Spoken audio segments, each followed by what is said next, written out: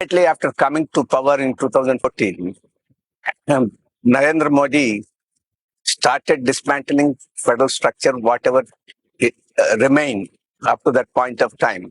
Immediately in 2015, he had disbanded the Planning Commission, and in its place, he brought out this Niti Ayog, which has no powers, which has no constitutional uh, basis for that Niti Ayog. But the Planning Commission is based on the constitutional mandate, and it is mandated to distribute financial resources between center and states.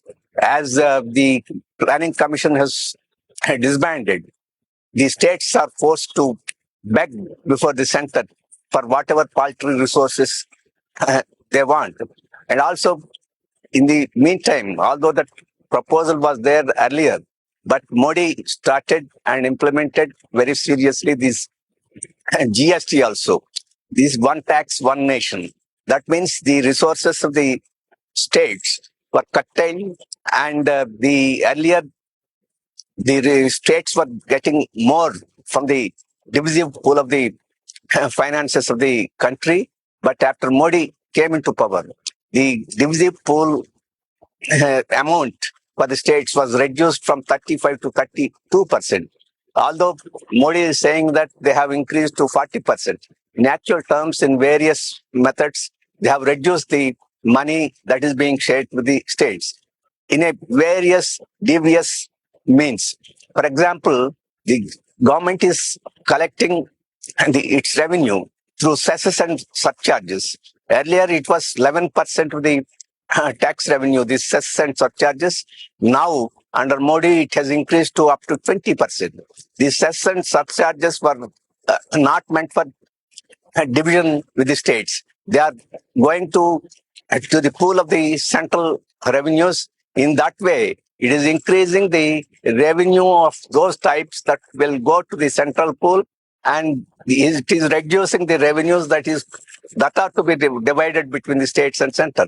In that way, it is the Modi government is dismantling the federal structure of the financial resource division. That is one thing. And also it is charging the interest rates very, very heavily from the states, and it's also putting restrictions on the borrowings. These are the financial, fiscal things are being attacked by the Modi government. There are political attacks also on the federal structure. Take, for example, the present one nation, one election. This is also a highly authoritarian and centralizing feature.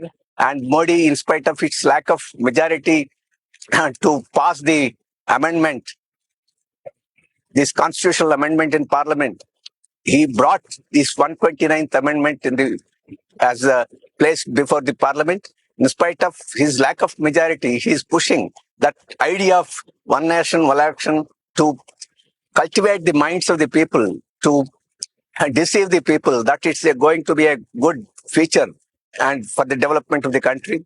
But actually, this one nation, one election is going to harm the parliamentary system, parliamentary election system in the country, and it is going to push towards the presidential form of election, and ultimately it will lead to one man or one woman rule in this country. So this authoritarian, and behind this whole thing, the RSS is playing its game of bringing in Hindutva state, and our ruling classes, our corporate classes also want this unification of the country for its market and for its capital and for its profit making. So these nexus are the integration of this communal and the corporate profit motive are engendering the federal principles of the country. The Modi's policies, not only political, financial, and all these things combined together, it is going to harm the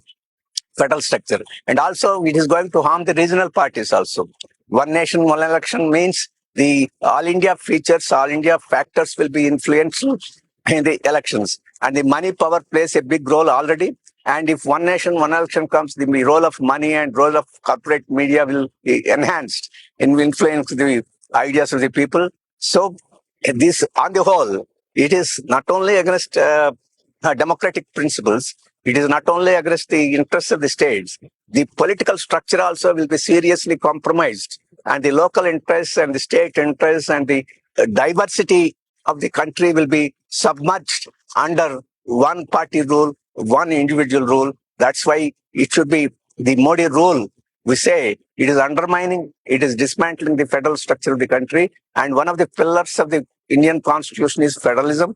And if once this federal structure is dismantled, the unity of the country, the divisive forces growing, it can't be prevented. So every democratic forces, every other political force should combine together to come together to fight this menace of Modi in the interest of federalism of the country.